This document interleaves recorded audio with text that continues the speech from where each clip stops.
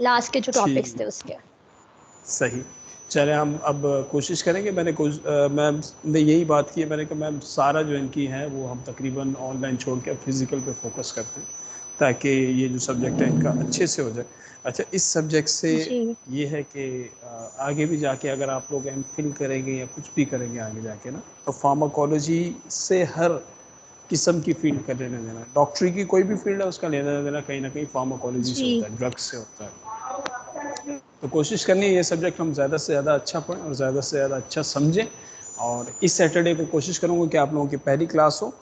और चलें, all the best आगे के लिए। 7 से 8 बच्चे तकरीबन फेल हो रहे हैं आपकी क्लास में, जिनके 14 के करीब मार्क्स थे। मैंने उनकी कोशिश की कि 14+1 करके पास कर दूँ, लेकिन जिनके 13 थे और 12 थे तो उनको मैं नहीं बचा सका ज़्यादा। चलें जी, आज की क्लास शुरू करें। Yes sir. अच्छा, ये जो टॉपिक है बेटा ये बड़ा ही ख़ास टॉपिक है, ठीक है। एड्रीनर्जिक ड्रग्स के बारे में हम पढ़ेंगे। एड्रीनर्जिक ड्रग्स के बारे में इससे पहले कोई बता दे कि क्या एड्रीनर्जिक ड्रग्स हैं, या कुछ याद है एड्रीनर्जिक टर्म कहाँ पे हमने यूज़ की थी सर इससे वो पहले? सर वो जो सिस्टमेटिक कैसे एड्रेनर्जिक रिसेप्टर्स के साथ बाइंड होती थी, जी, वो ड्रग्स, उनको हम एड्रेनर्जिक ड्रग्स कहते हैं, जिसके अंदर वो जो अल्फा बीटा रिसेप्टर्स थे।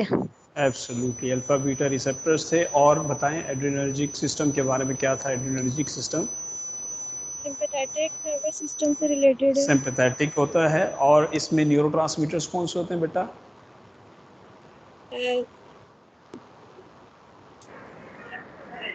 एपिनेफ्रिन और non epinephrine. Epinephrine and non epinephrine, very good. और अगर हम बात करेंगे पैरासिम्पैथेटिक नर्वस सिस्टम की, तो वो कौन सा सिस्टम एसिटाइल कहलाता कोलिन। है? Acetyl acetyl choline. कोलिन था सर। उनकी ड्रग्स को हमने क्या कहा था? कोलिनर्जिक। कोलिनर्जिक ड्रग्स, जो कि हमने कोलिनर्जिक। पिछले सेमेस्टर में पढ़ ली, ठीक है।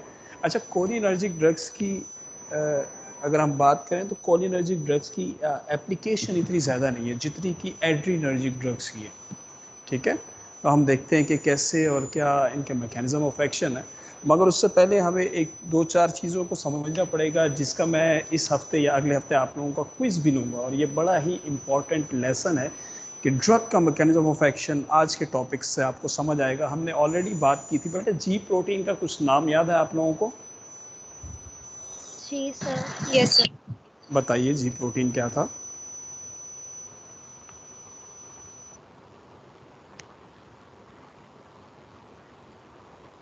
कोई एक बच्चा बता दे, जी प्रोटीन कहाँ पे हमने पढ़ा था?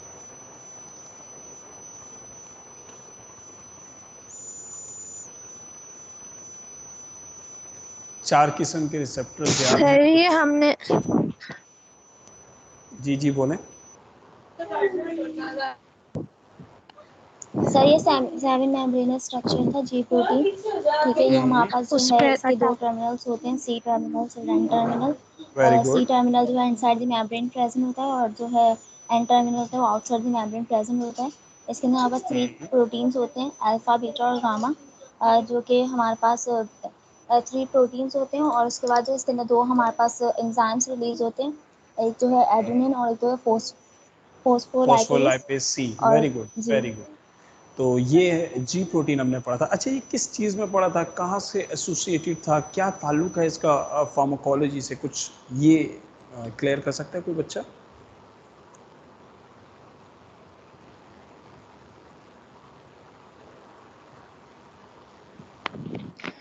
हमने सर सर जी जी कोई बोलें। के लिए जब हम बात करते हैं सीएनएस पर जाके सीएनएस पे। और कोई बच्चा?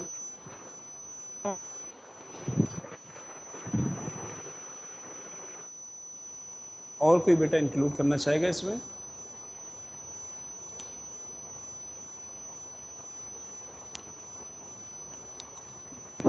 सर ये एंजाइम्स को रेगुलेट करवा रहा था ना,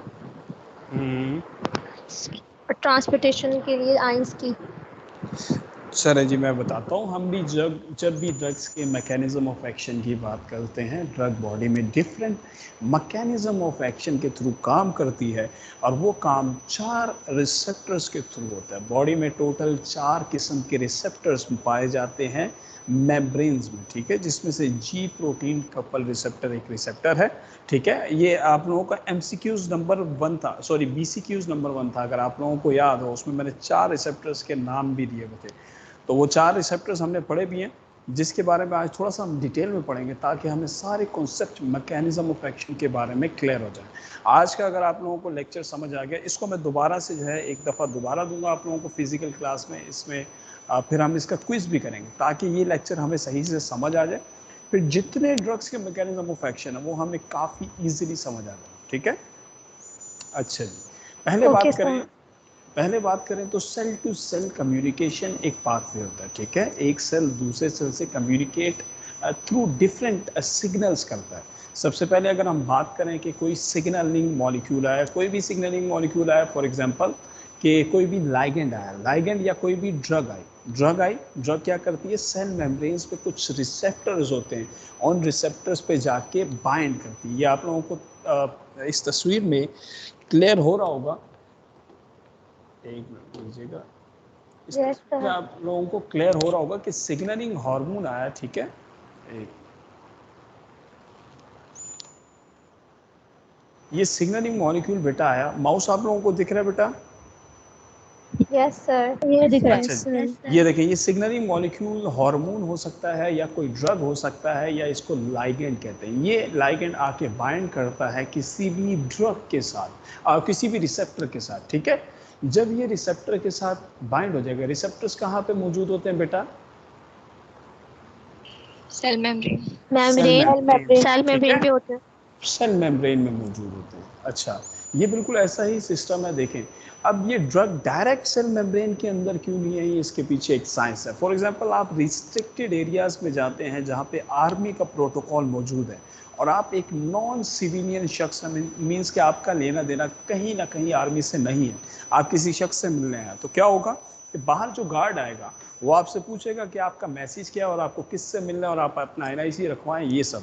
तो ये सारी डिटेल्स आपसे कौन पूछता है? रिसेप्टर पूछता है। फिर आपका मैसेज, ये हो गया आपका फर्स्ट मैसेंजर, ठीक है।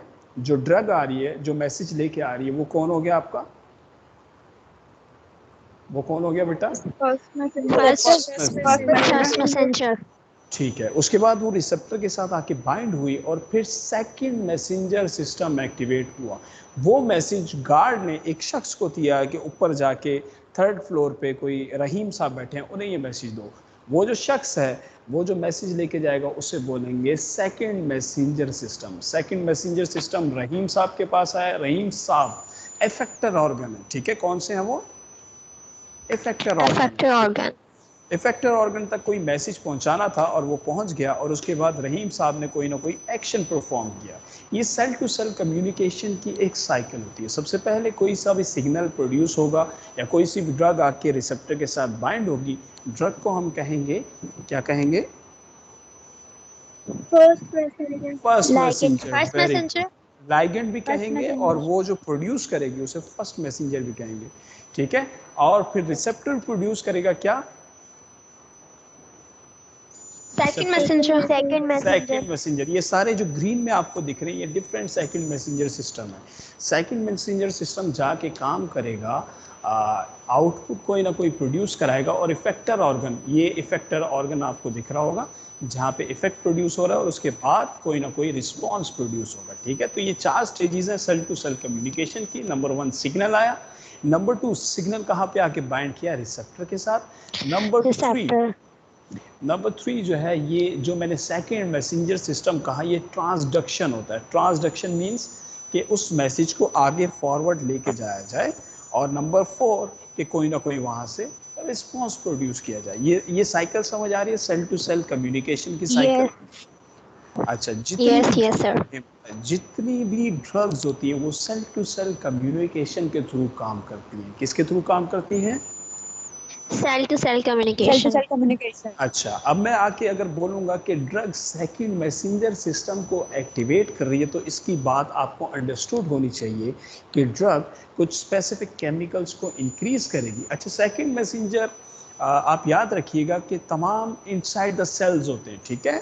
Inside the cell second messenger होते हैं। सेकंड मैसेंजर कभी भी आउटसाइड द सेल मौजूद नहीं होता, जी जी ठीक है? अच्छा जी, जी अब ये जी। देखें यहाँ पे बेटा फर्स्ट मैसेंजर सिस्टम, इन्होंने कहा एक नॉर्मल, अगर हम एग्जांपल्स की किसी भी चीज़ की एग्जांपल लें कि फर्स्ट मैसेंजर क्या होता है, कोई सा भी फर्स्ट मैसेंजर आ सकता है, लाइट भी हो सकती है, टेम्परेचर भी हो सकता है, ठीक है? फॉर एग्जांपल किसी शख्स को अगर जी कि कोई भी शख्स सर्दी में मौजूद है ना, तो टेम्परेचर उसका क्या हो गया, डाउन हो गया। अब सेकंड मैसेंजर सिस्टम एक्टिवेट हुआ। सेकंड मैसेंजर सिस्टम में 2-4 नाम याद रखिएगा जी। आलम बेटा है,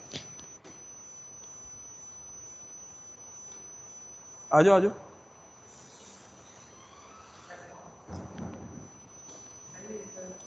ये बेटा फोटो कॉपी कराना है, इसके 60 कॉपीज करानी है। लारेब की भी बेहतर होने वाली है और वो नवाज की, ठीक है? डन हो गया।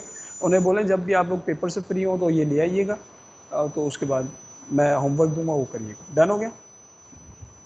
चलिए, अच्छा जी बेटा, मैं यहाँ पे कह रहा था कि फर्स्ट मैसेंजर सिस्टम की मैं बात करूँ तो फर्स्ट मैसेंजर सिस्टम कोई सी भी लाइट या टेम्परेचर, किसी भी शख्स का अगर फॉर एग्जांपल टेम्परेचर डिक्रीज़ हो रहा है, तो सेकंड मैसेंजर सिस्टम के थ्रू वो सिग्नल आगे तक गया इफेक्टर ऑर्गन तक। इफेक्टर ऑर्गन यहाँ पे क्या था, ब्रेन था। ब्रेन में क्या इफेक्ट प्रोड्यूस होगा, हाइपोथैलेमस में जाके उसके टेम्परेचर जो है आगे पीछे होगा। समझ आई? अच्छा, यस।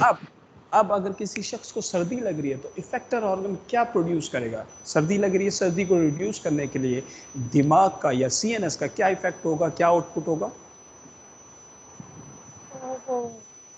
शिवरिंग, ठीक है? बॉडी शिवरिंग प्रोड्यूस कर देगी हाँ ताकि यस यस टेम्परेचर रेगुलेट किया जाए। तो फर्स्ट मैसेंजर या सेल टू सेल कम्युनिकेशन का सिस्टम बॉडी में डिफरेंट जगह पे एक्टिवेट या काम करते हैं। अच्छा, सेकंड मैसेंजर में डिफरेंट टाइप्स आती हैं। अब वो टाइप्स कौन कौन सी हैं, हमें ज़्यादा लेना देना इसमें सेकंड मैसेंजर से, क्योंकि ड्रग्स जो है हमारी सेकंड मैसेंजर को एक्टिवेट कर रही है, ठीक है? सेकंड मैसेंजर बेटा डिफरेंट टाइप्स के होते हैं। आप लोगों को दिख रहा होगा कौन कौन से 3 टाइप्स के बेटा यहाँ पे?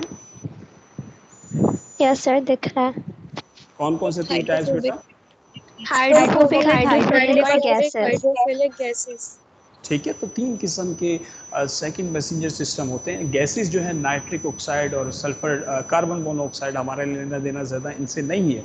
सिर्फ एक गैस जो है हमारे काम की है, वो है नाइट्रिक ऑक्साइड, ठीक है? NO sorry. तो NO जो है हमारे काम की है, इसको हम आगे देखेंगे। ये वेजो डायलेशन कराती है, जो कि अभी हम नहीं पढ़ रहे। दूसरे हाइड्रोफोबिक और हाइड्रोफिलिक। हाइड्रोफोबिक में आ गया डाई असाइल ग्लाइसरोल, जिसे डैक कहते हैं, डाई असाइल ग्लाइसरोल जिसे डैक कहते हैं, और फोस्फोटिडाइल इंसिटोल, फोस्फोटिडाइल इंसिटोल, ठीक है, जिसे हम PIP कहते हैं। हाइड्रोफोबिक में बेटा 2 किस्म के सेकंड मैसेंजर आ गए, डाई असाइल ग्लाइसरोल और फोस्फोटिडाइल इंसिटोल, जिसे हम क्या कहते हैं? डेड और पीआईपी। ठीक है, तो डैग और PIP। अच्छा, हाइड्रोफिलिक में बेटा कैंप सिस्टम आ गया, CAMP। अच्छा, साइक्लिक एडिनोसिन मोनोफॉस्फेट। एडिनोसिन क्या होता है बेटा? एडेनाइन या एडिनोसिन क्या होता है बेटा? सर माइटोकॉन्ड्रिया से जो रिलीज हो रही होती है, एनर्जी प्रोवाइड करती है। नहीं, ज़रा दोबारा सोचिए, एडिनाइन का नाम कहाँ पे आपने सुना?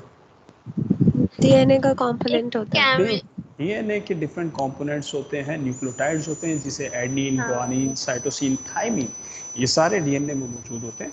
तो साइक्लिक एडिनोसिन, जब इस एडनिन के साथ शुगर मौजूद होती है, शुगर आ जाती है इसके स्ट्रक्चर में, तो इसको कहते हैं एडिनोसिन। तो cyclic adenosine, mono means 1, phosphate mean एक फॉस्फेट, ठीक है? Cyclic adenosine monophosphate. अच्छा, दूसरा है साइक्लिक ग्वानोसिन। तो ग्वानोसिन किससे निकला है? Guanine. ग्वानिन से, वेरी गुड, ठीक है? तो इसमें भी आगे क्या है, MP फॉर, मोनोफॉस्फेट। ठीक है जी। अच्छा जी, अब हम बात कर रहे हैं तीसरा कौन सा है, इसका नाम है इनोसिटोल ट्राईफॉस्फेट।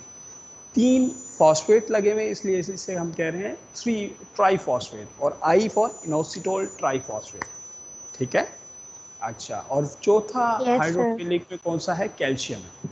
तो ये डिफरेंट सेकेंड मैसेंजर सिस्टम होते हैं, 2 किस्म के अभी हमने पढ़े। डैग, जो हाइड्रोफोबिक में हमारे पास था डैग, और कौन सा था, फॉस्फोटेडाइल इंसिटोल। फॉस्फोटाडाइल एसीटोन। अब कोई एक बच्चा हाइड्रोफिलिक के नाम बताए और फुल फॉर्म्स बताए।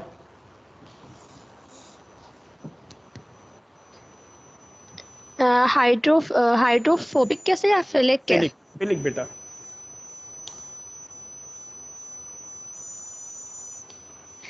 सर एडेनाइन हाइड्रोफिलिक के हैं, एडेनाइन अच्छा, ये मोनोफॉस्फेट सी भी लगा हुआ है ना और बेटा, guanine C for. Monophosphate. Cyclic adenosine monophosphate है, साइक्लिक मोनोफॉस्फेट। दूसरा, सेकंड वन कौन सा है, cyclic guanine monophosphate. Monophosphate guanosine, ठीक है, सारे शुगर से अटैच है, गुआनोसिन मोनोफॉस्फेट। गुआनोसिन। अच्छा, third one is, inositol triphosphate very good, and fourth one is, calcium.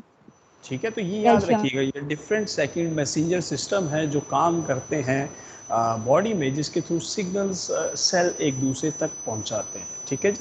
अच्छा, अगर हम यहाँ पे रख के देखें, ये देखें, यहाँ पे भी कुछ सेकंड मैसेंजर्स का नाम लिखा हुआ है कि कैल्शियम हो गया, कैंप जो कि हमने अभी देखा, साइक्लिक एडिनोसिन मोनोफॉस्फेट और साइक्लिक गुआनोसिन मोनोफॉस्फेट। अच्छा, नाइट्रिक ऑक्साइड किस फॉर्म में आया था,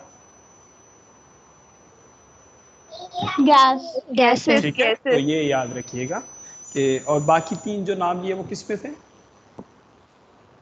हाइड्रोफिलिक। बाकी 3 जो थे हमारे वो हाइड्रोफिलिक में। हाइड्रोफिलिक, ठीक है, और बाकी 2 जो हैं हाइड्रोफोबिक में। मगर हमें ये याद रखना है कि सेकंड मैसेंजर कौन सा है, अगर आप ये भूल भी जाएं कि ये हाइड्रोफोबिक में आ रहा है, फिलिक में आ रहा है, तो नो इशू।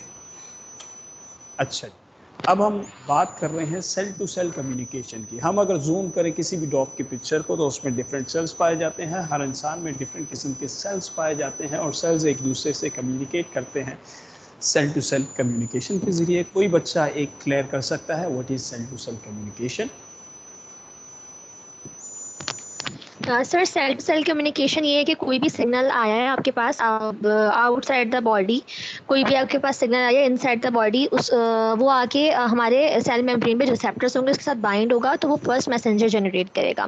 फिर उसके बाद जो बाइंडिंग के बाद हमारे पास एक सेकंड मैसेंजर सिस्टम जनरेट होगा, जिसे हम ट्रांसडक्शन कहते हैं। उसके ज़रिए हमारे पास इफेक्टर ऑर्गन पे इफेक्ट प्रोड्यूस होगा और हमारा जो फंक्शन है वो परफॉर्म हो जाएगा। इसे हम सेल टू सेल कम्युनिकेशन कहते हैं। वेरी गुड, ठीक है। तो ड्रग किसके थ्रू काम करती है, drug cell to cell communication के थ्रू काम कर रही है। सेल टू सेल कम्युनिकेशन के जरिए, और ज़्यादा हम कहें तो सेकंड मैसेंजर सिस्टम के थ्रू भी ड्रग अपना मैकेनिज्म ऑफ एक्शन परफॉर्म करती है। अच्छा जी, अब ड्रग जो है बेटा 2 किस्म की होती है, हम ऑलरेडी कई दफ़ा डिस्कस कर चुके हैं कि ड्रग के 2 नेचर होते हैं according to their nature of lipophilicity ना, कि कितना हाइड्रोफिलिक है या हाइड्रोफोबिक है। तो जो मेम्ब्रेन में इजीली कौन सी ड्रग पेनिट्रेट कर सकती है, ये बताएं, हाइड्रोफिलिक या हाइड्रोफोबिक। हाइड्रोफिलिक। दोबारा सोचें, मेम्ब्रेन में इजीली कौन हाइड्रोफोबिक। सी ड्रग, हाइड्रोफिलिक। हाइड्रोफोबिक होगी सर, क्योंकि वो बायोलिपिड लेयर जो होती है वो हाइड्रोफोबिक हाइड्रोफोबिक। लिपोफिलिक। हाइड्रोफोबिक, या जिसे हम कह सकते हैं लिपोफिलिक, क्योंकि मेम्ब्रेन का स्ट्रक्चर अपना लिपोफिलिक होता है, तो वो लिपिड वाली ही चीज़ों को आने देता है। लेकिन अगर कोई ड्रग, देखें अब इसमें एक चीज़ समझा रहा हूँ मैं आपको, यहाँ पे 2 डायग्राम्स आपके सामने मौजूद हैं, एक ये सेल मौजूद है और एक ये सेल जिस पे रिसेप्टर्स मौजूद होते हैं, ठीक है। अच्छा, अगर ड्रग का नेचर हाइड्रोफोबिक होगा, hydrophobics mean lipophilic, lipophilic drug easily cell के अंदर जा सकती है, मेम्ब्रेन के अंदर जा सकती है, और अंदर कुछ रिसेप्टर्स मौजूद होते हैं जिसे कहते हैं इंट्रासेलुलर रिसेप्टर्स, उसके थ्रू वो अपना मैकेनिज्म ऑफ एक्शन परफॉर्म करेगा। दोबारा रिपीट कर रहा हूँ, जिन ड्रग्स का नेचर लिपोफिलिक होता है, लिपोफिलिक ड्रग इजीली मेम्ब्रेन को क्रॉस करती हैं, जब वो मेम्ब्रेन को क्रॉस करेंगी तो सेल के अंदर जाके अपना मैकेनिज्म ऑफ एक्शन परफॉर्म करती हैं, किन के थ्रू, जो सेल के अंदर पाए जाएंगे उन्हें क्या कहेंगे,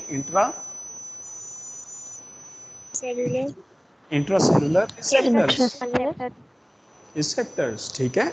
और बाकी होते हैं एक्स्ट्रा सेलुलर रिसेप्टर्स। ठीक है, दो किस्म के रिसेप्टर्स की हम बात कर रहे हैं, एक होते हैं इंट्रासेलुलर रिसेप्टर्स और दूसरे होते हैं एक्स्ट्रा सेलुलर रिसेप्टर्स, या जिन्हें हम ट्रांस मेम्ब्रेन रिसेप्टर्स कहते हैं। क्या कहते हैं बेटा इन्हें? Transmembrane receptors. दो किस्म के ट्रांस मेम्ब्रेन रिसेप्टर्स। रिसेप्टर्स। दोबारा समझा रहा हूँ बेटा, दो किस्म के रिसेप्टर्स हैं, कौन कौन से? एक इंट्रा और एक्स्ट्रा सेलुलर का दूसरा और नाम क्या है? Transmembrane receptor. Extracellular का दूसरा नाम क्या है? Transmembrane receptor. अच्छा, अब ये बताएं कि हाइड्रोफिलिक ड्रग है, हाइड्रोफिलिक ड्रग वो किन रिसेप्टर्स के साथ बाइंड होगी? Extracellular. Extracellular, very good. है एक्स्ट्रा सेलुलर, या जिन्हें हम कहेंगे ट्रांस मेम्ब्रेन रिसेप्टर्स। और जो लिपोफिलिक ड्रग है वो कौन से रिसेप्टर्स के साथ बाइंड होगी?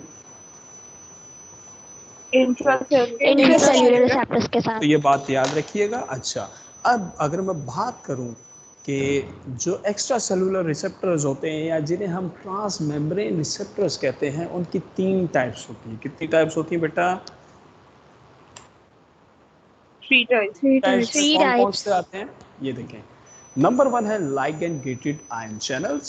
Number 1 is ligand gated ion channels. Number 2 is G protein coupled receptor. And number 3 is enzyme receptors. कोई एक बच्चा नाम रिपीट करेगा? Number 1 is ligand gated ion receptor, channels. G protein Number 2 coupled receptor. Number 3 is Coupled receptor. Number 3 is I think enzyme receptors. ठीक है, enzyme receptor. ठीक है। 3 किस्म के रिसेप्टर्स अगर हम इनके नाम ले रहे हैं तो ये कौन से रिसेप्टर्स हैं? इंट्रासेलुलर है या extra cellular? extracellular. Extra cellular, ठीक है। और ये लिपोफिलिक ड्रग को बाइंड करेंगे, हाइड्रोफिलिक को बाइंड करेंगे? हाइड्रोफिलिक। वेरी गुड, ठीक है। अच्छा, हाइड्रोफिलिक को करेंगे।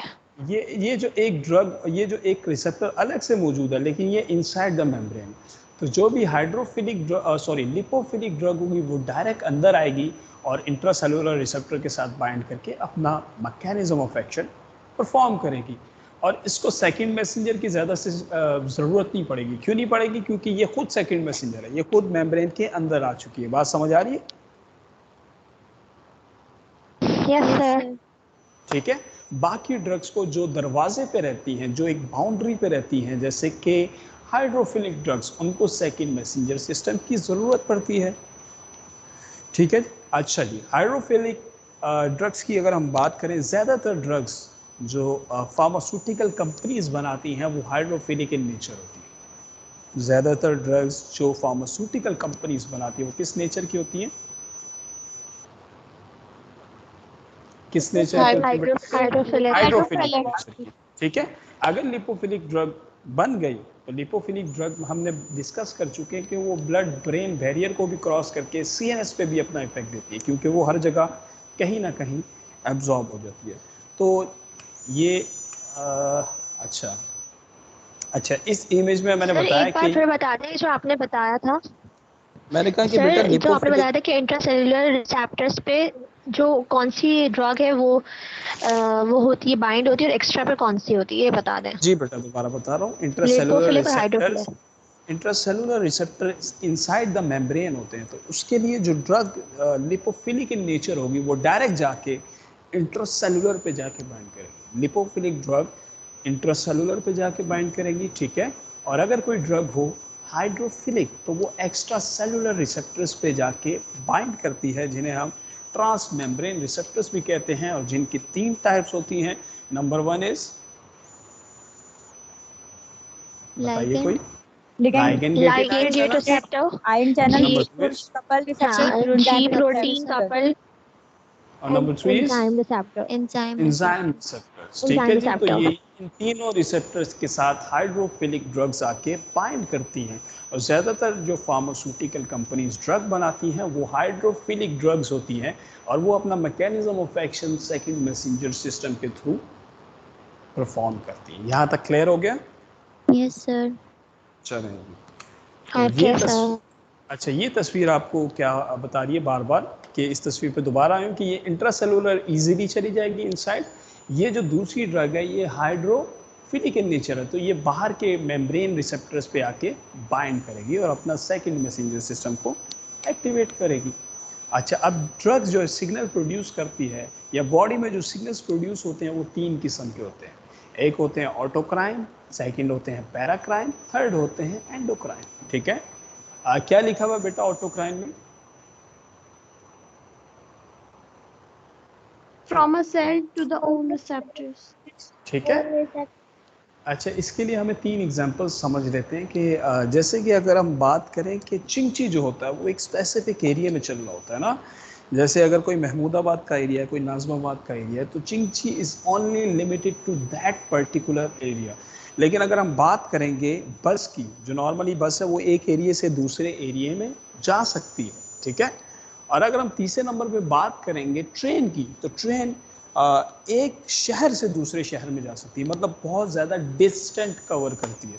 तो autocrine is an example of चिंची, जैसे कि from a cell to its own receptor, अपने ही एरिया में अपने ही सेल के गिर्द ऑटोक्राइन सिग्नल्स क्या करते हैं, पहुंचाते हैं। पैराक्राइन क्या होता है, नियर बाय एरियाज में, जैसे कि बस हो गई, बस एक एरिया से दूसरे एरिया में या दूसरे रास्ते में जा सकती है। पैराक्राइन सिग्नल्स की एग्जांपल बिल्कुल जैसे एक सेल से दूसरे सेल्स तक मैसेज पहुंचाना। एंडोक्राइन जो है वो ट्रेन जैसी एग्जांपल है कि एक सेल से जो दूसरा दूर तक मौजूद है सेल, वहां तक मैसेज पहुंचाना। एंडोक्राइन सिग्नल्स में हार्मोन्स भी होते हैं डिफरेंट जो सिक्रीट होते हैं। ये आप लोगों को मेरे ख्याल से क्लियर होगा, ज़्यादा मुश्किल तो नहीं है इसमें। क्लियर है बेटा ये? Yes sir. ठीक है, 3 किस्म के सिग्नल्स कौन कौन से बेटा? Autocrine, paracrine, autocrine, endocrine. Paracrine, sir endocrine. Autonomics endocrine अच्छा, मुझे ये सिग्नल्स। बताएं कि डिस्टेंट सिग्नल्स कहाँ कौन प्रोड्यूस करता है? Distant Endocrine signal. Endocrine signals. और जो अपने ही सेल के गिर्द होते हैं वो कौन से होते हैं? ऑटोक्राइन। ऑटोक्राइन। ठीक है, और लास्ट बचा paracrine.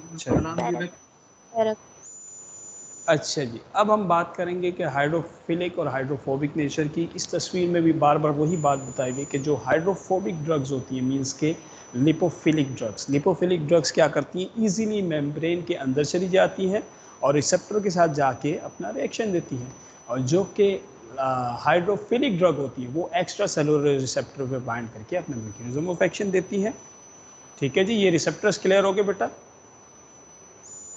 Yes sir. Yes sir. अच्छा, एक दो रिसेप्टर्स के नाम चले आगे देखते हैं। ये रिसेप्टर्स की इमेज मैंने आप लोगों को दी हुई भी थी और ये मैंने समझाए हुए भी थे, मुझे नहीं याद किसी को याद हो। अगर किसी को याद हो तो समझा सकता है कोई बच्चा एक?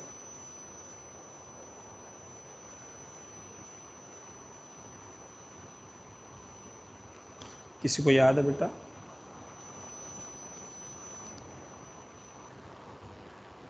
चलिए जी, मैं ही बता देता हूँ फिर। अच्छा, ये बेटा जो बनाया हुआ है यहाँ पे पिंक और ब्राउन और ऑरेंज और ब्लू कलर, ये क्या है बेटा? ड्रग्स हैं, या जिन्हें हम क्या कहते हैं, लाइगेंड, या जिन्हें हम सेकंड नाम क्या देते हैं, फर्स्ट मैसेंजर्स। ठीक है, ये चीज़ समझ आ रही है? 3 नाम हम दे सकते हैं ना, ड्रग भी हो सकती है, फर्स्ट मैसेंजर भी हो सकता है, या लाइगेंड हो सकता है। अच्छा, पहला ड्रग, अगर लाइगेंड गेटेड आयन चैनल्स पे कोई भी ड्रग अगर जुड़ेगी तो लाइगेंड गेटेड आयन चैनल्स इस तरह क्लोज होते हैं। ठीक है, और आयंस बॉडी में कौन कौन से होते हैं बेटा? Sodium, calcium, potassium, magnesium, sodium.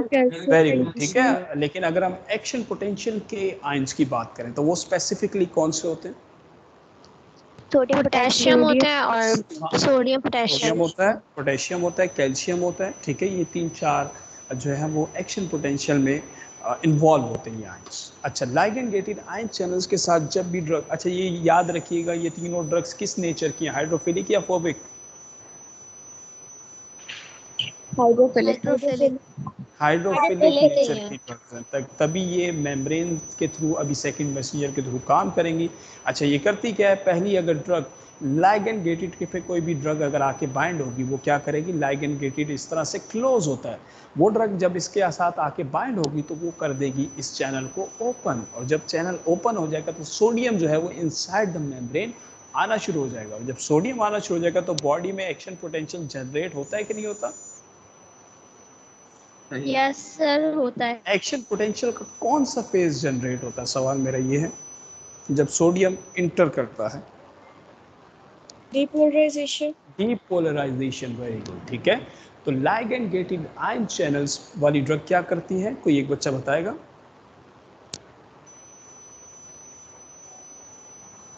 Sir कोई भी लाइगेंड या फिर कोई भी ड्रग जो है वो जैसे ही आती है रिसेप्टर के पास, तो वो अपने जो है ना उसके गेट को ओपन करती है और उसके ज़रिए सोडियम का इन्फ्लक्स होता है और डीपोलराइजेशन का जो है प्रोसेस जनरेट होता है मेम्ब्रेन में। ठीक है, वेरी गुड। तो ये लाइगैंड गेटेड आयन चैनल्स को एक्टिवेट करेगी और ओपन हो जाएंगे। और उसके बाद अब इसमें एग्जांपल लिखी हुई है बेटा, कोलिनर्जिक निकोटिनिक रिसेप्टर। कोलिनर्जिक याद है आपको? कोलिनर्जिक्स कौन सी ड्रग्स थी? पैरासिम्पथेटिक। पैरासिम्पथेटिक वाली, ठीक है, जो एसिटाइल कोलिन पे काम कर रही थी। तो हमने बात की थी कि एसिटाइल कोलिन में दो रिसेप्टर्स होते हैं, एक निकोटिनिक और दूसरे मस्कुरेनिक। याद है, दो तरह के Yes, sir. रिसेप्टर्स थे जी कोलिनर्जिक। सर। अच्छा, अगर हम बात करेंगे कोलिनर्जिक निकोटिनिक रिसेप्टर्स, तो वो कौन से होते हैं? लाइगैंड गेटेड होते हैं। अब फॉर एग्जांपल कोई ड्रग हमें बनानी है जो हमारे मैदे पे अगर काम करे, स्टमक पे काम करे और स्टमक पे डाइजेशन को इंक्रीज करे, तो वो डाइजेशन को इंक्रीज करने वाली कौन सी ड्रग होगी? सिंपैथेटिक की होगी या पैरासिम्पैथेटिक की होगी? Parasympathetic की। पैरासिम्पैथेटिक, वेरी गुड, ठीक है। पैरासिम्पथेटिक। पैरासिम्पैथेटिक में अगर हम बात करें, कोई ड्रग हमें बनानी है जो कि निकोटिनिक रिसेप्टर पे काम करती है, तो निकोटिनिक रिसेप्टर्स के लिए हमें कौन सी ड्रग बनानी पड़ेगी? जी प्रोटीन वाली, एंजाइम वाली या लाइगैंड गेटेड वाली? Ligand gated. ठीक है, तो लाइगैंड गेटेड वाली। ये पूरी एक रिसर्च होती है, इसके पीछे एक इंस्पेक्शन होती है कि बॉडी में इस टाइम इस जगह पे कौन से रिसेप्टर्स मौजूद हैं। और जब वो receptors through cameras and through different technologies के थ्रू जब समझ आ जाते हैं, तो ड्रग जो है उन्हीं रिसेप्टर्स के लिहाज से बनाई जाती है कि ड्रग जाके अपना काम स्पेसिफिकली उन्हीं रिसेप्टर्स पे करे। बात समझ आ रही है? Yes, sir. Yes sir.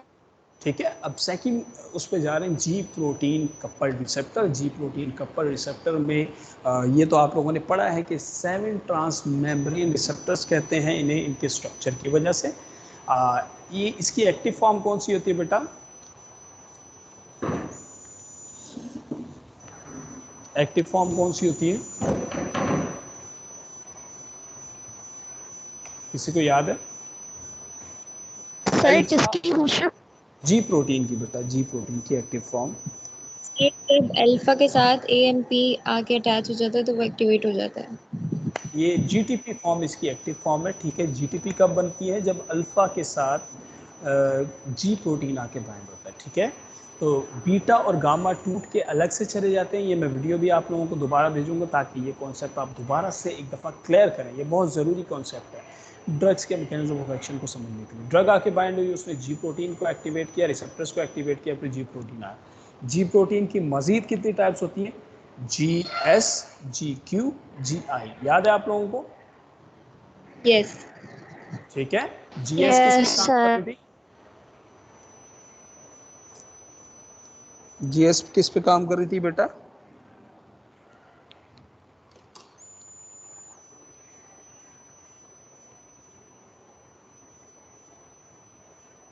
Sir याद नहीं। पर जो है ये GS और GI GS जो है बेटा एडिनाइल और साइक्लेज पे काम कर रही थी। GI भी एडिनाइल साइक्लेज पे काम कर रही थी, लेकिन I for inhibitory, S for stimulatory. तो GS जो है वो स्टिमुलेशन कराती है एडिनाइल साइक्लेज की, ठीक है, जिसके बाद बॉडी में डिफरेंट मैकेनिज्म ऑफ एक्शन शुरू हो जाते हैं। GI जो है इनहिबिटरी एक्शन देती है एडिनाइल साइक्लेज पे। याद रखिएगा, GS और GI एडिनाइल साइक्लेज पे काम कर रही है और GQ फॉस्फोलाइपेज C पे काम कर रही है, ठीक है। GQ किस पे काम कर रही है? फॉस्फोलाइपेज। C। दोनों का मैकेनिज्म ऑफ एक्शन अलग है। अच्छा, अगर बात करूंगा आप बीटा की, बीटा ड्रग्स फॉर एग्जांपल अगर मैं बात कर रहा हूँ, कोई भी बीटा ड्रग का मैंने नाम ले लिया, एटिनोलोल। एटिनोलोल एक बीटा ड्रग है ना, तो वो अगर काम कर रही है GS पे, उसका मैकेनिज्म ऑफ एक्शन है वो जीएस प्रोटीन पे काम करती है। बताएं क्या मैकेनिज्म ऑफ एक्शन होगा वो?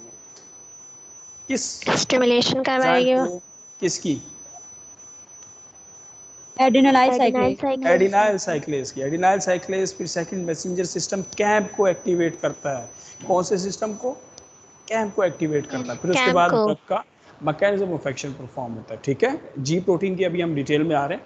अच्छा, थर्ड रिसेप्टर है enzyme linked receptor. Enzyme linked receptor में क्या होता है कि उस एंजाइम के साथ ड्रग आके बाइंड हुई और डिफरेंट एंजाइम्स बॉडी में एक्टिवेट हो गए। जैसे इंसुलिन की ड्रग्स होती हैं, ठीक है, इंसुलिन की ड्रग्स इंसुलिन के रिसेप्टर्स पे जाके बाइंड करेंगे और इंसुलिन को रिलीज कराना शुरू कर देंगे। ठीक है, अच्छा, फोर्थ होती हैं स्टेरॉइड्स ड्रग। स्टेरॉइड जो है वो लिपोफिलिक इन नेचर होते हैं। तो वो लिपोफिलिक ड्रग क्या करेगी? इंट्रासेलुलर रिसेप्टर्स के साथ जाके बाइंड करेगी और अपना मैकेनिज्म ऑफ एक्शन परफॉर्म कर देगी। ये इमेज सब बच्चों को क्लियर है? Yes sir. चलिए जी। अच्छा, अभी तक हमने पढ़ा कि 3 स्टेजेस होती हैं। सबसे पहला रिसेप्टर के साथ आके कोई सी भी ड्रग बाइंड हुई जिसके रिसेप्शन कहते हैं। सेकंड स्टेज होती है सेल टू सेल कम्युनिकेशन की ट्रांसडक्शन, जिसमें सेकंड मैसेंजर सिस्टम एक्टिवेट होता है। और थर्ड में क्या है? सेल रिस्पॉन्स आता है।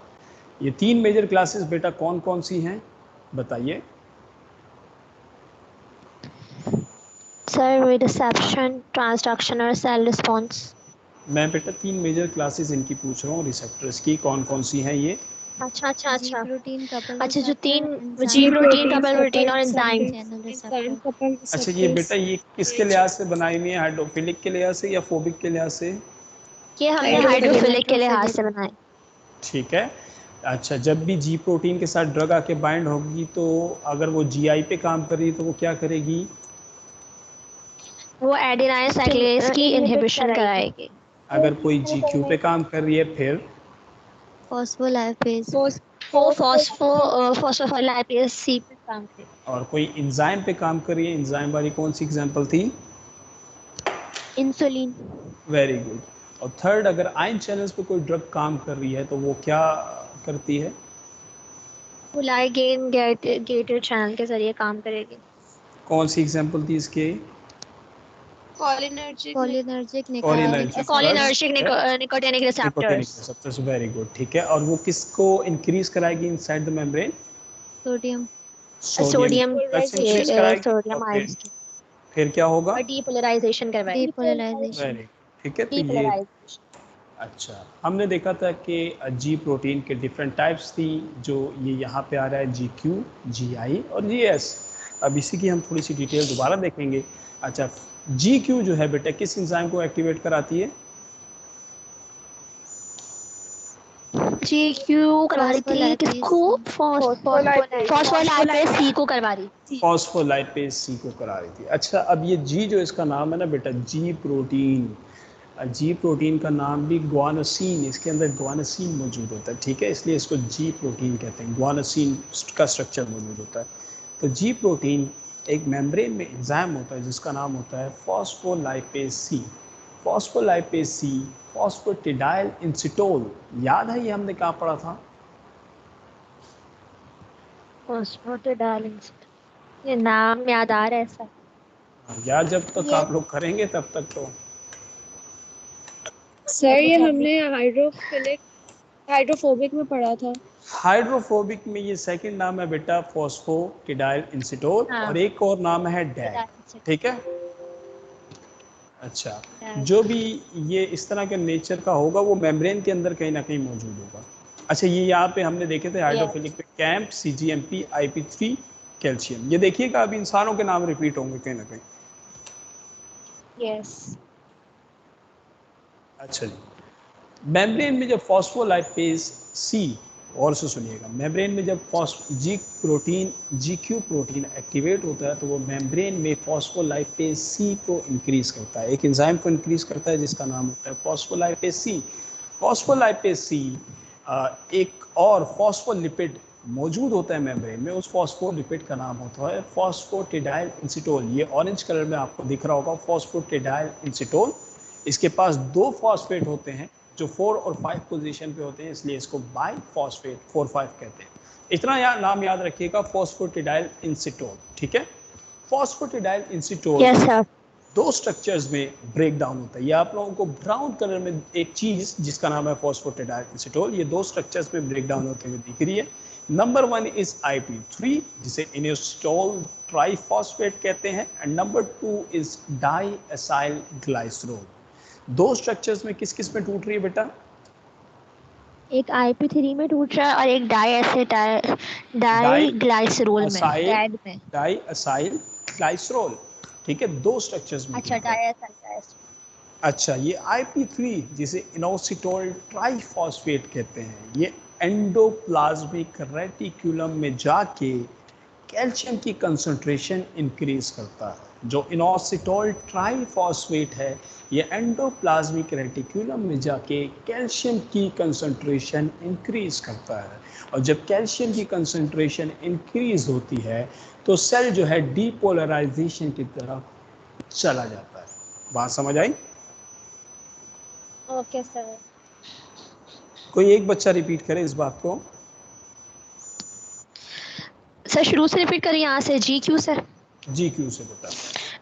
सर GQ जो होता है वो एक्टिवेट जब होता है मेम्ब्रेन के अंदर, तो वो हमारे एक एंजाइम को फॉस्फोलाइपेज C को इंक्रीज करता है हमारे मेम्ब्रेन के अंदर, सेल मेम्ब्रेन के अंदर। फिर वो फॉस्फोलाइपेज C जो है वो हमारे किसको एक्टिवेट करेगा? फॉस्फेटिडाइल इंसिटोल को 4,5 उसको एक्टिवेट करेगा जी। और वो फिर दो हिस्सों में यानी दो स्ट्रक्चर्स में ब्रेक डाउन हो जाएगा, जिसको हम कहेंगे, एक को कहेंगे IP3 और दूसरे को कहेंगे डैग। यानी IP3 को हम यहाँ बोल रहे थे अपने क्या बोल रहे थे इसको, एक सेकेंड, हाँ, इनोसिटोल ट्राइफॉस्फेट बोल रहे थे, और डैग को हम बोल रहे थे डाईएसाइल ग्लाइसरोल। अगर आप इसकी सिर्फ शॉर्ट फॉर्म याद रखें तो ये काफी है। ठीक है, आगे बताएं। ओके, फिर ये IP3 क्या करेगा? एंडोप्लाज्मिक रेटिकुलम के अंदर जाएगा और कैल्शियम की कंसंट्रेशन को इंक्रीज करेगा और डीपोलराइजेशन परफॉर्म हो जाएगी। ठीक है, और दूसरी जगह डाईएसाइल ग्लाइसरोल की अगर हम बात करें, ठीक है, डाईएसाइल ग्लाइसरोल की हम बात करें तो वह मेम्ब्रेन में जाके प्रोटीन काइनेज C, एक एंजाइम है जिसका नाम है प्रोटीन काइनेज। जब भी बेटा काइनेज का नाम आएगा, काइनेज बॉडी में ऐसे एंजाइम्स होते हैं जो किसी भी प्रोटीन की फॉस्फोराइलेशन कराते हैं। क्या कराते हैं? फॉस्फोराइलेशन। अगर मैं एक चीज़ आप लोगों के लिए ब्रेक डाउन करूं, बॉडी में जितने भी मैकेनिज्म हो रहे हैं वो कहीं ना कहीं उसमें फॉस्फोराइलेशन का लेना देना ज़रूर है, क्योंकि फॉस्फेट बॉडी में एनर्जी देता है, और जब भी बॉडी में एनर्जी होती है तो कोई ना कोई एक्शन प्रोड्यूस होता है। ठीक है, अगर आप इसमें भी देखें, इनोसिटोल ट्राइफॉस्फेट, इसमें भी फॉस्फेट मौजूद था, तो इस फॉस्फेट ने एनर्जी दी, फिर उसके बाद कैल्शियम का मैकेनिज्म तमाम शुरू हो गया। अब ये जो डैग है ये भी प्रोटीन काइनेज C पे काम कर रहा है, तो काइनेज क्या कराएगा? कहीं ना कहीं प्रोटीन के साथ किसको बाइंड करा देगा?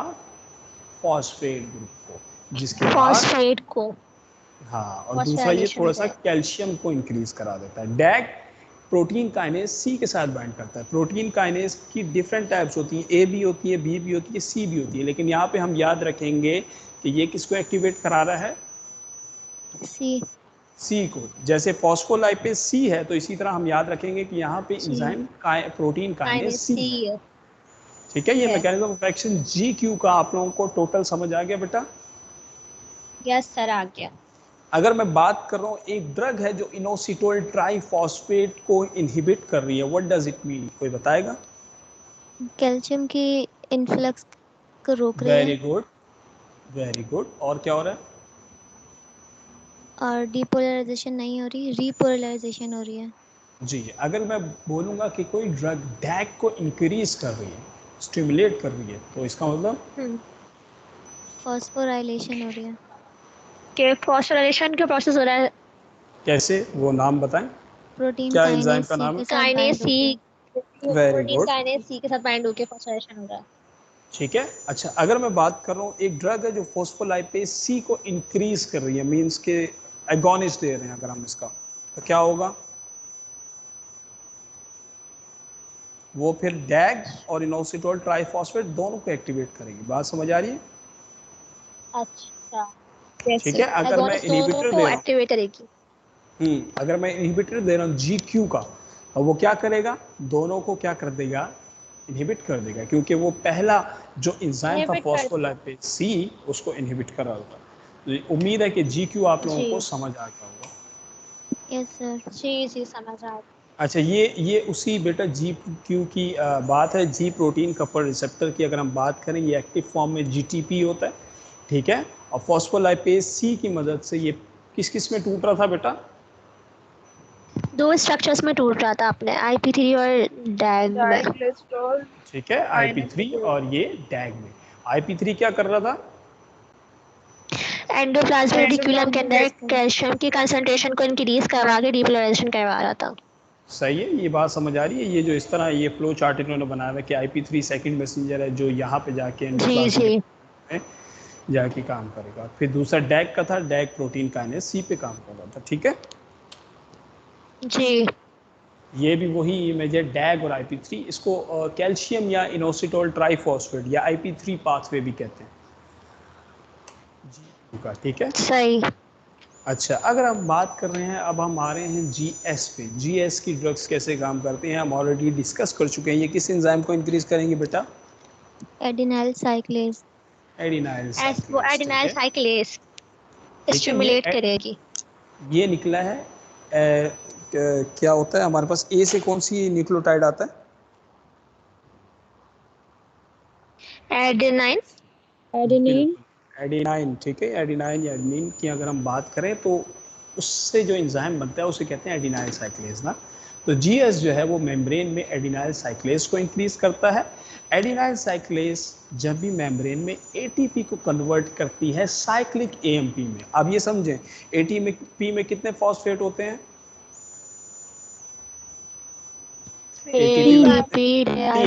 एडिनोसिन, एडिनोसिन ट्राइफॉस्फेट, 3 फॉस्फेट होते हैं। अच्छा, ये देखें, ये सारों का नाम मिलता जुलता क्यों है, मैं आपको एक चीज़ समझा रहा हूँ कि एडनिन यहाँ पे इन्वॉल्व है ना।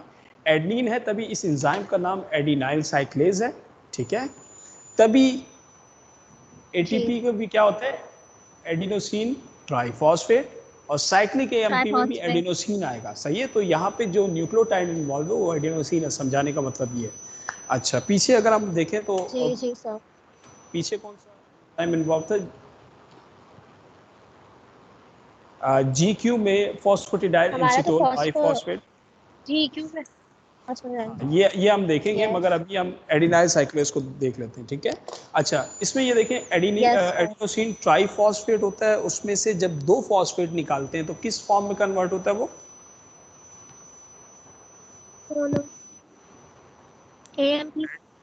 AMP, जिसकी फुल फॉर्म क्या है, AMP की फॉर्म में फुल फॉर्म क्या है, adenine monophosphate.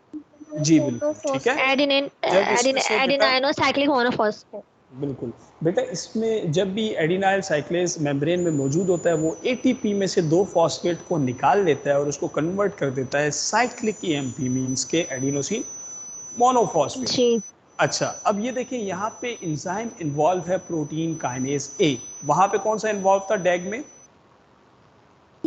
Protein kinase C, very good, ठीक है। यहाँ पे इन्वॉल्व है प्रोटीन काइनेज A। अच्छा, प्रोटीन काइनेज A, जब भी किसी हम एंजाइम की बात करते हैं उसकी हमेशा 2 साइड्स होती है, एक होती है रेगुलेटरी और एक होती है कैटालाइटिक। कैटालाइटिक वो साइड होती है जिसके थ्रू वो अपना एक्शन परफॉर्म करता है, कैटालिस्ट। उसका कैटालाइटिक नाम ही इसलिए रखा है क्योंकि वही कैटालाइटिक एक्शन रखता है ना, उसी के अंदर कैटालिस्ट का एक्शन होता है। तो एंजाइम अपना एक्शन किसके थ्रू परफॉर्म करता है, कैटालाइटिक के थ्रू, कैटालाइटिक साइड के साथ। तो कैम जो है इस एंजाइम के साथ जिसका नाम है कैम जो है प्रोटीन काइनेज A की रेगुलेटरी सब यूनिट के साथ जुड़ता है। रेगुलेटरी सब यूनिट के साथ जब वो जुड़ा तो क्या हुआ कि एनर्जी एक रिलीज हुई और उस एनर्जी के रिलीज होने से कैटालाइटिक सब यूनिट अलग हो गया और कैटालाइटिक सब यूनिट ने अपना एक्शन परफॉर्म किया। ये बिल्कुल ऐसा है कि जैसे कोई भी बम ब्लास्ट होता है या छोटा सा बम, आप उसमें से हल्की सी पिन निकाल दें, ठीक है, पिन निकालने से वो क्या हो जाता है, फौरन से एक्टिवेट हो जाता है और आप फिर कहीं ना कहीं फेंकेंगे तो ब्लास्ट हो जाएगा, ठीक है। तो कैम जब काइनेज A की रेगुलेटरी सब यूनिट के साथ जुड़ता है तो ये बिल्कुल ऐसे कि पिन निकल जाना, ठीक है। तो वो बिल्कुल एक एक्टिव फॉर्म में आके अपना एक्शन परफॉर्म करता है। और एक्शन किस तरह परफॉर्म करेगा? प्रोटीन के साथ काइनेज क्या करा रहा था बेटा? प्रोटीन की फॉस्फोराइलेशन फॉस्फोराइलेशन करा रहा था, ठीक है? फॉस्फोराइलेशन करवा रहा था। जी, वेरी गुड, ठीक है। लेकिन यहाँ पे याद रखिएगा कि जो कैंप है वो प्रोटीन काइनेज ए पे काम कर रहा है, और जो डैग है वो प्रोटीन काइनेज कौन से वाले पे? सी पे। सी पे काम कर रहा है। कोई अब मुझे बता सकता है कि एडिनाइल साइक्लेज या जीएस प्रोटीन किस तरह से काम करते हैं, या इन ड्रग्स बताएं बेटा। जीएस एडेनाइल साइक्लेज स्टिमुलेशन सर को जीएस इंक्रीज करते प्रोटीन हैं, जो जिसकी एक वजह से एटीपी जी जी कन्वर्ट होता है एएमपी पे, और वो प्रोटीन काइनेज ए रेगुलेटरी सब एएमपी में यूनिट या के साथ क्या बाइंड बेटा? होता पूरा नाम बताएं। सॉरी, है। सी के एएमपी साथ यूज करें ना, कैंप कैंप यूज करना है आपको। CAMP के अंदर फिर CAMP कैंप कन्वर्ट के करता है। साथ। फिर प्रोटीन काइनेज ए रेगुलेटरी सब यूनिट के साथ बाइंड होता है और कैटालिक सब यूनिट को अलग कर देता है, जिसकी वजह से उसका फंक्शन परफॉर्म हो जाता है। और कौन सी साइड इसका एक्शन परफॉर्म करती है? रेगुलेटरी सब catalytic unit catalytic. Catalytic catalytic side. ठीक है। कैटालाइटिक आपको ब्लू कलर दिख रहा है, ब्लू कलर आगे जाता हुआ एक्शन सर परफॉर्म आपने कर रहा दो है, साइड जिसको बताई थी, एक कैटालाइटिक बताई थी। और एक रेगुलेटरी है। जब वो रेगुलेटरी के साथ सर बाइंड होता है। आपने दो जी। साइड बताई थी, एक कैटालाइटिक एक रेगुलेटरी। हम्म, जी ठीक है। जी जी। तो मैं बेटा इसमें सवाल है कोई? सर रेगुलेटरी के साथ बाइंड होगा, फिर कैटालाइटिक को अलग कर देगा। बिल्कुल, वो एक एनर्जी रिलीज कराएगा, जिसके बाद कैटालाइटिक अलग हो जाएगा और फिर कैटालाइटिक अपना एक्शन परफॉर्म करेगा। लेकिन कैटालाइटिक जब तक रेगुलेटरी के साथ रहेगा तो ये क्या रहेगा? बदनाम रहेगा, अपना काम नहीं कर पाएगा। इसकी जब हमने फ्रेंड्स गैदरिंग चेंज कर दी तो क्या हुआ? इसने अच्छे से एक्शन परफॉर्म किया। अच्छा, अब दूसरी बात ये कि काइनेस ए क्या करेगा जाके आगे? कैटालाइटिक साइड उसकी क्या करेगी? अलग हो जाएगी। फॉस्फोराइलेशन करवाएगी ना, अलग फॉस्फोराइलेशन करवा किसकी के कराएगी? फॉस्फोराइलेशन होगा। प्रोटीन फॉस्फोराइलेशन, ठीक है जी। तो प्रोटीन ये प्रोटीन अच्छा, अगर मैं अब पूछूं कि जीआई की ड्रग्स है, क्या एक ड्रग है वो जीआई मैकेनिज्म के थ्रू काम कर रही है, तो क्या बताएगा कोई मुझे कि वो क्या कर रही है? एडेनाइल साइक्लेज को इनहिबिट कर रहे हैं। इनहिबिट करा रही है, जिसकी वजह से एटीपी कैंप में कन्वर्ट नहीं हो पा रहा, और जब कैंप में कन्वर्ट नहीं हो पा रहा तो अगर हम एंड प्रोडक्ट करें तो प्रोटीन की फॉस्फोराइलेशन नहीं हो पा रही और नहीं कोई होगा। भी रिस्पॉन्स प्रोड्यूस नहीं हो पा रहा। बात समझ आई? Yes sir. अब सवाल ये है कि कोई यस सर। प्रोडक्ट जीएस के थ्रू काम कर रही है, तो उसका मतलब बताएं मुझे। प्रोटीन की मतलब कि वो फॉस्फोराइलेशन हो रही है। स्टिमुलेशन हो रही है बॉडी के क्या अंदर। स्टेप स्टेप वाइज बताएं। एंजाइम एंजाइम से शुरू स्टेप्स करते हैं। ये है कि वो स्टिमुलेट करवाएगा, जीएस जो है ना वो इस स्टिमुलेट करवाएगा एडिनाइल किसकी उसकी एडिनाइल साइक्लेज। एडिनाइलाइट साइक्लेस एंजाइम्स की वो करवाएगा, इंक्रीज करवाएगा उसकी स्टिमुलेशन के जरिए। फिर वो कन्वर्ट कर देगा एटीपी को कैम के अंदर। फिर कैम जो वो काइनेज ए के साथ बाइंड होगा, जिसके अंदर जिसकी दो साइड्स होती है, रेगुलेटरी और कैटालिटिक साइड। उसमें से दोनों साइड डिवाइड हो जाएंगी, ब्रेक डाउन हो जाएंगी। उसमें से कैटालिटिक साइड अलग होगी, और फिर क्या होगा? प्रोटीन फॉस्फोरेशन का प्रोसेस हो ठीक जाएगा। है, वेरी गुड वेरी गुड। अच्छा, इसमें अगर आप लोग ये स्टेप छोड़ भी दें कि कैटालाइटिक सब यूनिट बाइंड होगी, तो मेरे लिए वो मैकेनिज्म पूरा है कि काइनेज के साथ वो बाइंड हुआ और उसने जाके प्रोटीन की फॉस्फोराइलेशन करा दी। अच्छा, फॉस्फोराइलेशन यही यही बात बेटा यहाँ पे लिखी हुई है, ये समझ आ रहा है कि नहीं आ रहा शॉर्ट फॉर्म में? Yes sir. कि क्या यस हुआ? सर। एटीपी किस में कन्वर्ट हुआ? यस सर आ रहा है कैंप कैंप में के कन्वर्ट अंदर। हुआ, और फिर इनएक्टिव से एक्टिव फॉर्म में आया, और एक्टिव फॉर्म यस, में सेलुलर रिस्पॉन्स दिया। ठीक सेलुलर है, तो रिस्पॉन्स। ये सारा यस प्रोटीन काइनेज ए का काम है। ये देखें, ये जीआई जो है वो एडिनाइल साइक्लेज को इनहिबिट कर देगा। तो इसके इनहिबिशन जो है वो जीएस की भी इनहिबिशन है। समझ आ रही है बात? क्योंकि यस सर। जीएस उसको एक्टिवेट यस, करा रहा था, तो ये जीएस को इनहिबिट कराएगा। अच्छा जी, अब इनहिबिट एक, करेगा, वो काम ही नहीं होगा आगे। हाँ, अब ये ज़रा देखें, जी protein couple receptor, GS drugs कौन कौन सी हैं? रिसेप्टर्स पढ़ें ज़रा बेटा। बीटा जीएस एडिनर्जिक रिसेप्टर से beta receptors, adrenergic receptors, glucagon, histamine, serotonin. ठीक है, ये सारी ड्रग्स और हैं, जीआई के हैं ये सारी अल्फा 2। ड्रग्स ये सारी ड्रग्स किसके थ्रू काम करती हैं? जीएस रिसेप्टर्स के थ्रू। अच्छा, सिग्नलिंग पाथवे जरा पढ़ें, इसमें क्या करती है ये? इंक्रीज करवा रही है एडेनाइल साइक्लेस कैम की एक्साइटेटरी इफेक्ट्स को। बात समझ आ रही है? Yes sir. अभी भी कोई डाउट है तो पूछ लें, क्योंकि ये इंपॉर्टेंट टॉपिक है, ठीक है। अच्छा, जीआई ड्रग के बारे में जरा पढ़ें बेटा, रिसेप्टर और सिग्नलिंग पाथवे। जीआई ड्रग के जो रिसेप्टर्स हैं वो अल्फा 2 एडिनर्जिक रिसेप्टर्स हैं। और ये क्या लिखा हुआ है सर, इसको क्या पढ़ेंगे? मस्कुरेनिक एसिटाइल मैस्कुराइन, अच्छा मैस्कुराइन, ओके मैस्कुराइनिक एसिटाइल कोलिन रिसेप्टर्स ओफोइड, और इसके बाद सेरोटोनिन, और इसकी जो सिग्नलिंग पाथवे है वो decrease adenylyl cyclase cAMP, cardiac calcium channel open, decrease heart rate. ठीक है, ये देखें, ये अगर काम कर रही है, जीआई क्या काम कर रही है? चीज़ों को कम कर रही है। अब फॉर एग्जांपल आपकी अंडरस्टूड सी बात है, किसी भी शख्स का अगर क्या है, किसी का हार्ट रेट बढ़ा हुआ है, हम उसके किस रिसेप्टर्स के थ्रू काम करेंगे? जीएस के थ्रू काम करेंगे, जीआई के थ्रू काम करेंगे, जीआईक्यू के थ्रू काम करेंगे? उसके अगर रिसेप्टर्स को कम करना, जीआई के थ्रू, क्योंकि उसका हार्ट रेट हमें डिक्रीज करना है। और ये क्या करेगी? एडिनाइल साइक्लेस को रोकेगी और कैंप रुक जाएगा। अंडरस्टूड सी बात है, मुश्किल तो नहीं है इसमें। Yes, no. अब आए जीक्यू पे बेटा। जीक्यू में कह रहे हैं मैस्कुराइन एसिटाइल कोलिन रिसेप्टर्स जो हैं वो होंगे सेरोटोनिन हैं, और 5 ये कैसे, इसको क्या पढ़ेंगे? 5-HT हिस्टामिन्स के रिसेप्टर हैं जो हम बाद में देखेंगे, सेरोटोनिन के रिसेप्टर बाद में देखेंगे इनको। अच्छा, आगे पढ़ें। पीएलसी क्या है? फिर सिग्नल पीएलसी, सर वही तो नहीं है ये? जीक्यू का याद करें, क्या था सबसे पहला एंजाइम?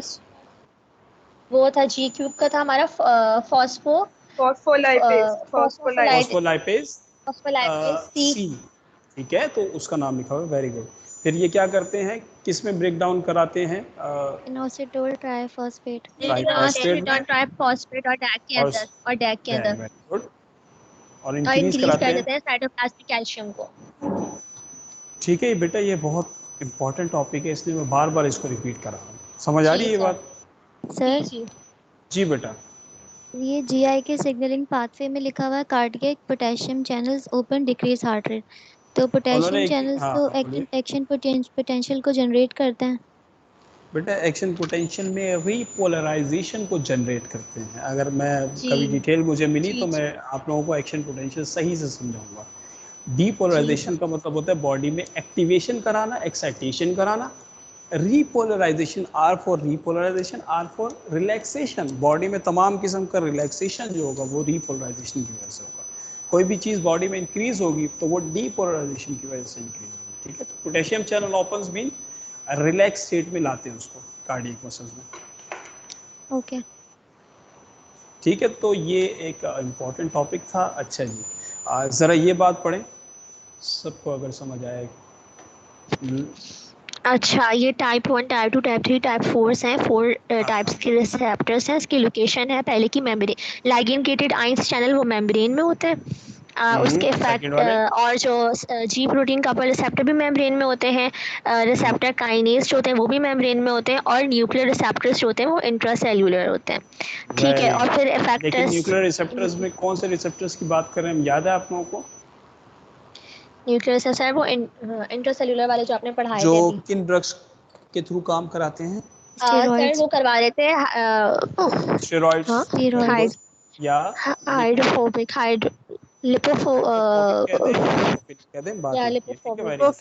यस सर, सही। अच्छा, सेकंड इफेक्ट पढ़े इनका, क्या करते हैं? Ligand gated ion channels. Ligand gated ion cell का इफेक्ट है वो आयंस चैनल ओपन करवाएंगे, जाहिर सी बात है। और उसके बाद वो जो है टाइप 2 के अंदर चैनल और एंजाइम्स को करवाएंगे। और फिर टाइप 3 के अंदर प्रोटीन काइनेज है। सही। और टाइप 4 के अंदर जीन ट्रांसक्रिप्शन हो रही है। जीन ट्रांसक्रिप्शन क्या होता है बेटा? ये डीएनए और आरएनए के थ्रू काम करते हैं, जिसकी हम डिटेल बाद में पढ़ेंगे। ठीक है, अच्छा जी। अब कपलिंग पढ़ें। कपलिंग में कह रहे हैं टाइप 1 के अंदर डायरेक्ट होगी कपलिंग और टाइप 2 में जी प्रोटीन के जरिए, और टाइप 3 में डायरेक्ट होगी और टाइप 4 के अंदर वाया डीएनए होगी कपलिंग। अच्छा, ये बात ये लिखी हुई है कि डायरेक्ट जो है ड्रग जो है वो किस तरह के बाइंड करेगी। लाइगेंड गेट की चीज के साथ डायरेक्ट बाइंड करती है। अच्छा, जब जी प्रोटीन कपल रिसेप्टर में ड्रग बाइंड करती है जी प्रोटीन के थ्रू, तभी इसका नाम है जी प्रोटीन कपल्ड रिसेप्टर। ठीक है जी। अच्छा, रिसेप्टर काइनेज में भी डायरेक्ट है, और ट्रांसक्रिप्शन और ट्रांसलेशन हमें पता है कि डीएनए से रिलेटेड है, तो डीएनए इसमें डीएनए से रिलेटेड। एग्जांपल्स पढ़े जरा बेटा।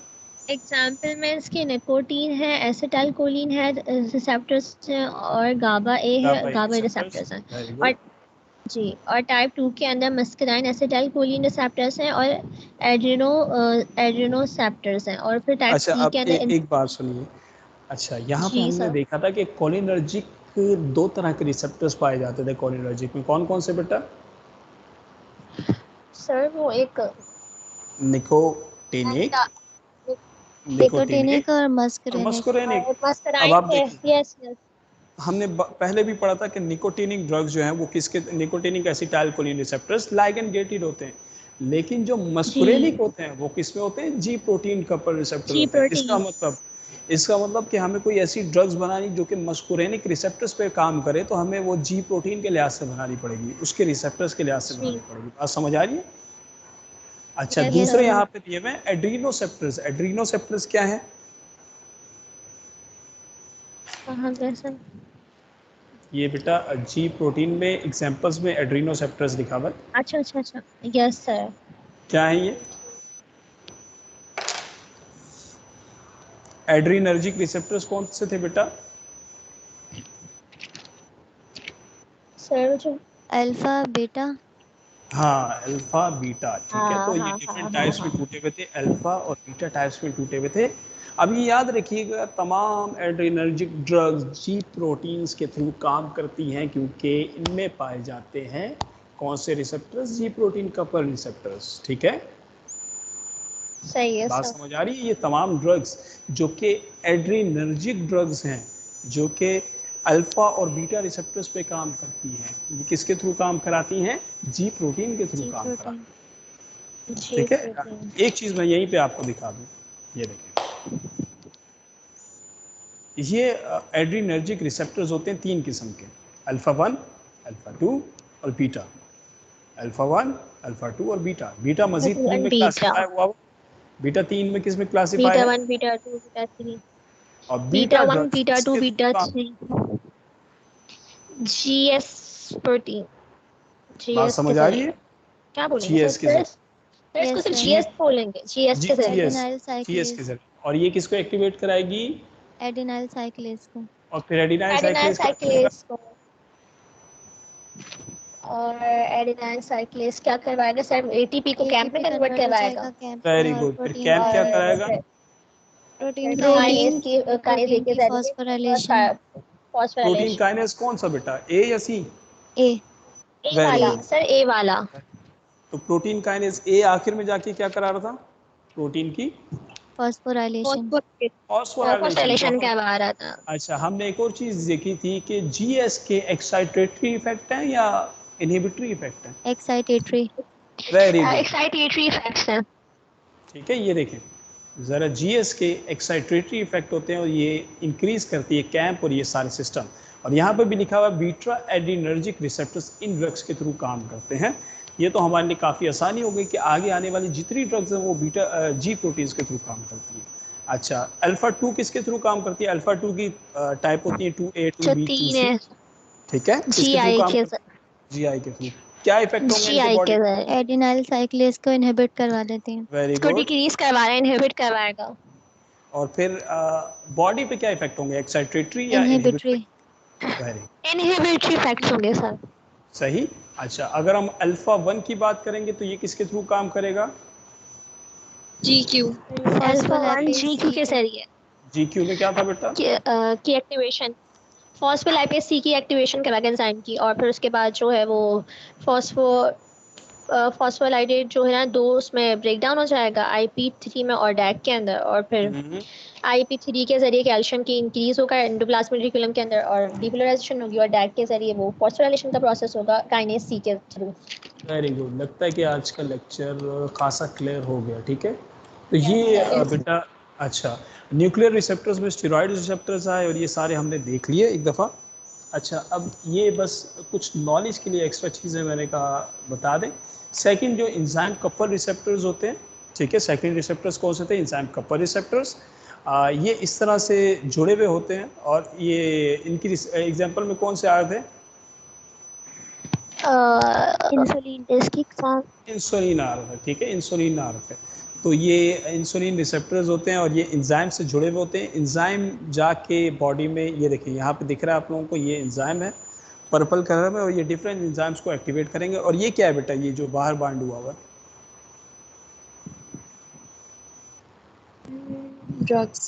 ड्रग्स हैं या कोई भी लाइगेंड है या किसी को हम इसको क्या कह सकते हैं, ये फर्स्ट मैसेंजर है। ठीक है, ये जब आके बाइंड होगा, ये जब आके बाइंड होगा तो प्रोटीन काइनेज कोई सा भी एक्टिवेट हो जाएगा और फॉस्फोराइलेशन का मैकेनिज्म शुरू हो जाएगा। बार बार नाम आ रहा है बेटा प्रोटीन काइनेज, तो आपको अंडरस्टूड होना चाहिए कि प्रोटीन काइनेज की डिफरेंट टाइप्स हैं और प्रोटीन काइनेज जो है वो क्या कराता है, प्रोटीन की फॉस्फोराइलेशन कराता है। ठीक है, और कोई इंट्रिंसिक एक्टिविटी प्रोड्यूस होती है।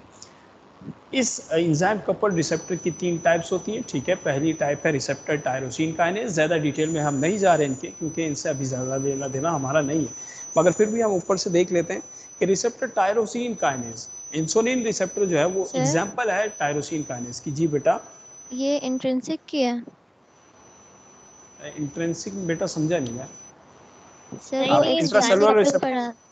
इंट्रासेलुलर रिसेप्टर्स की बात कर रही हैं आप? जी जी बेटा ये एक्स्ट्रा सेलुलर है, एक्स्ट्रा जी, एक्स्ट्रा सेलुलर 3 रिसेप्टर्स थे। नंबर 1 कौन सा था? Ligand gated. नंबर 2 था जी protein and number 3 is enzyme. तो ये एंजाइम वाले के हम बता रहे हैं। एंजाइम की 3 टाइप्स हैं, रिसेप्टर टायरोसिन काइनेज। अच्छा ये देखिए, टायरोसिन क्या होता है बेटा? Amino acid. टायरोसिन एक अमाइनो एसिड होता है। ठीक है, इसके स्ट्रक्चर में अगर टायरोसिन मौजूद होगा तो इसका नाम होगा रिसेप्टर टायरोसिन काइनेज। ठीक है, दूसरा वाला भी टायरोसिन काइनेज एसोसिएटेड रिसेप्टर। इनके बस नाम याद कर लीजिएगा, बहुत है। टायरोसिन काइनेज एसोसिएटेड रिसेप्टर होता है सेकंड वाला। और थर्ड वाला कौन सा होता है बेटा? रिसेप्टर सेरीन या थ्रेओनिन। इसमें अमाइनो एसिड जो मौजूद होगा वो सेरीन या थ्रेओनिन होगा। ठीक है, ये डिफरेंट एंजाइम्स को एक्टिवेट करा के फॉस्फोराइलेशन के थ्रू मैकेनिज्म परफॉर्म करते हैं। इनके बारे में इतना इल्म काफ़ी है और इनके नाम देख लीजिएगा। डन हो गया? Yes sir. ठीक है, बात कर रहे हैं हम थर्ड रिसेप्टर्स की, जिनका नाम है ion channel receptors. Ion channels. कौन सी ड्रग्स काम कर रही थी आयन चैनल्स पे? स्टेरॉइड्स नहीं, स्टेरॉइड्स तो बेटा इंट्रासेलुलर पे काम। नहीं, हाइड्रोफिलिक करी थी सर। हाइड्रोफिलिक कर रही थी, मगर एक हमने पढ़ा भी था, कौन से रिसेप्टर्स आयन चैनल थे, लाइगेंड गेटेड चैनल थे, कौन से थे? बार बार नाम बोल रहा हूँ मैं। Cholinergic nicotinic receptors. Very good, ठीक है थी। कोलिनर्जिक निकोटिनिक रिसेप्टर्स की अगर हम बात करें, वो इसकी एग्जांपल्स में आते हैं। तो वो क्या होता है कि लाइगेंड आके बाइंड हुआ और ये सोडियम बनाया रहा। ठीक है, सोडियम इनसाइड जाना शुरू हुआ, कोई भी सोडियम हो गया, कैल्शियम हो गया, पोटेशियम हो गई, ये तमाम चीज़ें अंदर जाना शुरू हुई और डीपोलराइजेशन शुरू हो गई और उसके बाद सेलुलर रिस्पॉन्स हो गया। सही अंडरस्टूड? Yes sir. ये कोई एक स्लाइड कोई एक बच्चा रिव्यू कर दे। अच्छा ये वाली।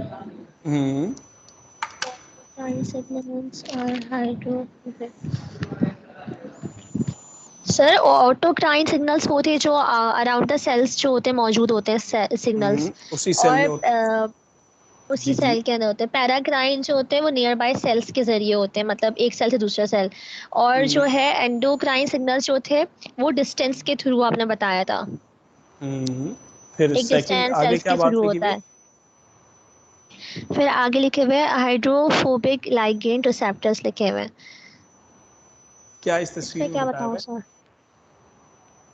इसमें उनको पास होने के लिए जी प्रोटीन या किसी भी रिसेप्टर्स की जरूरत है। नहीं, हाइड्रोफोबिक को नहीं, इंट्रासेलुलर। ठीक है, ये डायरेक्ट इंट्रासेलुलर ही है, हाइड्रोफोबिक है ना ये। अच्छा, अब दूसरे वाले में क्या बताया हुआ है? हाइड्रोफिलिक इसमें कहा कि 3 रिसेप्टर्स की जरूरत है, लाइगेंड गेटेड या जी प्रोटीन एंजाइम्स एक्स्ट्रा सेलुलर वाले रिसेप्टर्स चाहिए। कौन कौन से 3 रिसेप्टर्स होते हैं बेटा? सर हमारे लाइगेन गेटेड थे, जी प्रोटीन और एंजाइम। ठीक है, लाइगेन गेटेड आयन चैनल्स, लाइगेन गेटेड एक ही है ना बेटा? यस सर, एंजाइम एक ही है। कपल्ड रिसेप्टर की कौन कौन सी टाइप्स थी? एंजाइम कपल्ड रिसेप्टर की हमने पढ़ी है, GS, GQ, GI। हाँ GS। बेटा एंजाइम कपल्ड रिसेप्टर की नहीं, टाइप्स जी एक दो बता दें तो सीरीन, एंजाइम कपल्ड, थ्रियोनीन, टायरोसिन, ये अमाइनो अच्छा एसिड्स वाले अच्छा नाम थे इसमें। ठीक है, जी प्रोटीन याद नहीं है। कपल्ड रिसेप्टर की अगर मैं बात करूं, जी प्रोटीन तो कितनी उसमें टाइप्स थी? GS, उसमें GI, GS, GS और GQ। ठीक है, तो ये अब इतना पढ़ लिया कि अब तो बस दिमाग में बैठ जाना चाहिए।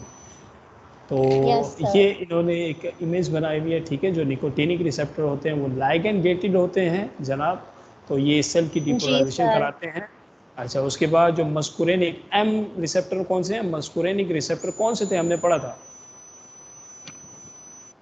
मस्कुलिनिक कोलिनर्जिक। रिसेप्टर, ये देखिए मस्कुरेनिक रिसेप्टर्स कौन से बेटा यहाँ पे देखा गया है, जी किस में प्रोटीन आते हैं? रिसेप्टर। जी प्रोटीन। ठीक है, तो सर जी जी प्रोटीन में, प्रोटीन रिसेप्टर्स होते हैं।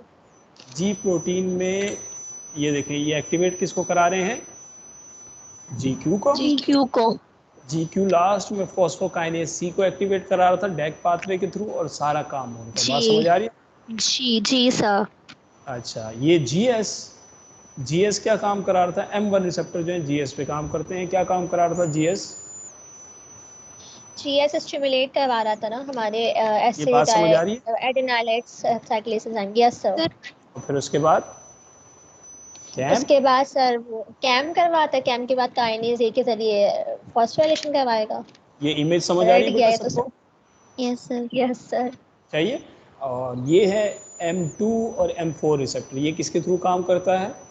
ये GI के जरिए सही, और ये जाके जीएस को इनहिबिट कराता इनहिबिटरी इफेक्ट, जी इनहिबिटरी है। ये इफेक्ट से। चीज़ें बेटा एक दफ़ा देख लीजिएगा। ठीक है, अपकमिंग क्लास में जब भी आप लोगों की क्लास होगी, हो सकता है कि सैटरडे को या मंडे को मैं आप लोगों का इस चीज़ का क्विज़ या छोटा वाइवा ले लूँ, जिसके कुछ मार्क्स होंगे, क्योंकि ये one of the G important sir. Topic है।